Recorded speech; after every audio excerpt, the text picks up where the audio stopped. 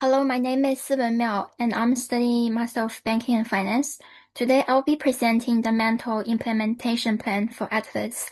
Atlas is an AI platform helps uni students build real-world professional skills. My focus today is the feedback process, helping students reflect, build confidence, and improve their performance. Now let's have a look at the executive summary and the focus. On the left side of the slide, it is the current static feedback report. On the right-hand side, this is what I'm implementing today. In this project, I'm replacing the static feedback reports with a more interactive and personalized feedback system. Students can choose a mentor with a tone they like, for example, calm, confident, or more direct.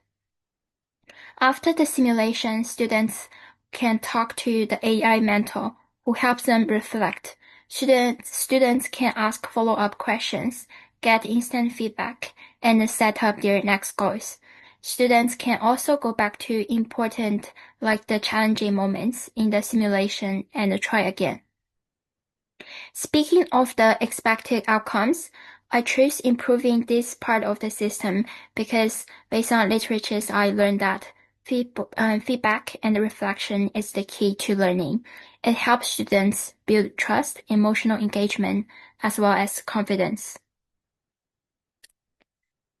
So in this industry challenge, our group focus was how might we revolutionize how students interact with AI persona in the educational simulations. Our team found that students were less engaged when the simulation didn't match their skill level, and especially when the feedback is static and not helpful. So to solve this, we proposed a solution that improves both the user interface and the feedback system.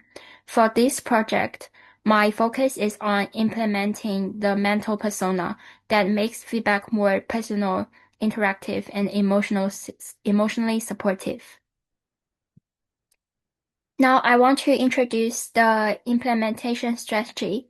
Firstly, students get to choose from different AI personas, each with a different tone, such as calm, confident, or friendly. This helps meet their emotional needs and makes feedback feel more personal, empathetic, and motivating.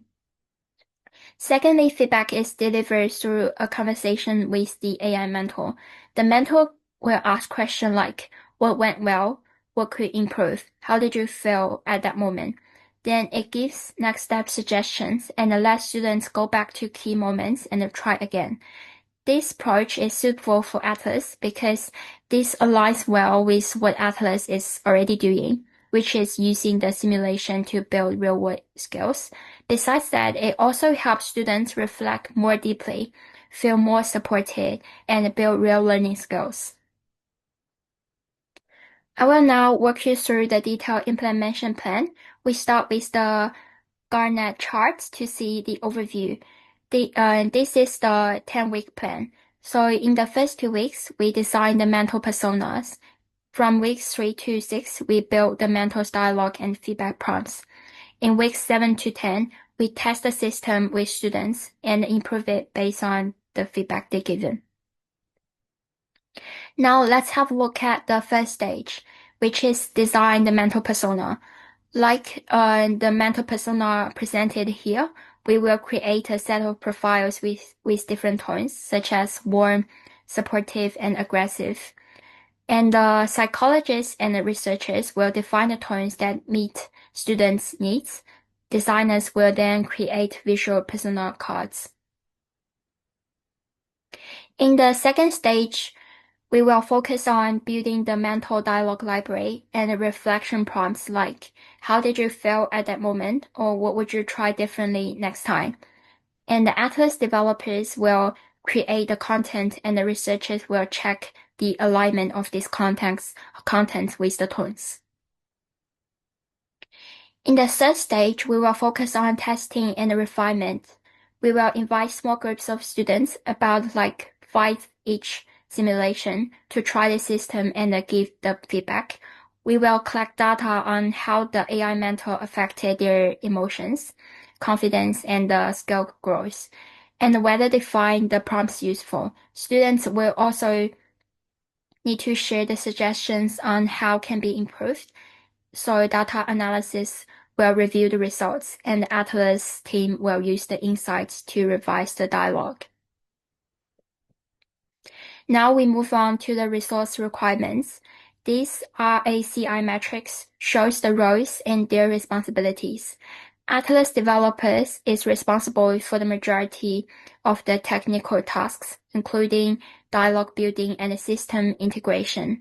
The designers is responsible for the visual part of mental persona and the feedback integration. Researchers and psychologists are responsible for the design of the tones and the content, as well as refining the system.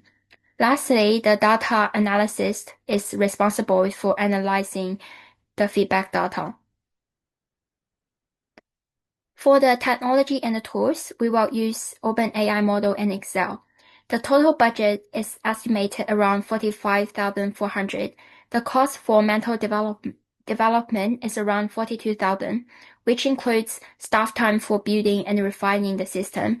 Other costs including API usage, testing incentives, integration into Atlas, legal and ethics review, as well as the maintenance fee. This slide shows the main risks and strategies. Firstly, there is the risk of technical errors when integrating the AI mentor into Atlas.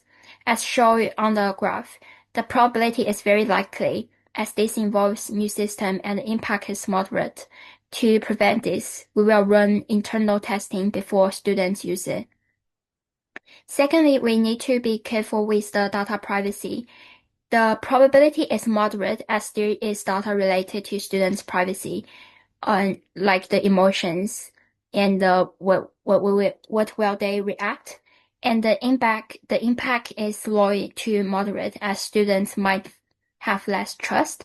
To prevent this, we will make our legal and ethics policy public on the Atlas website, as well as run regular audits to check how data is stored and used. Said if there could be low student engagement, the probability is moderate as students may not feel connected with the designed AI mentor, and the impact is moderate as it means that the mental feedback is not effective enough. To prevent this, we will collect feedback and regularly update the mental personas.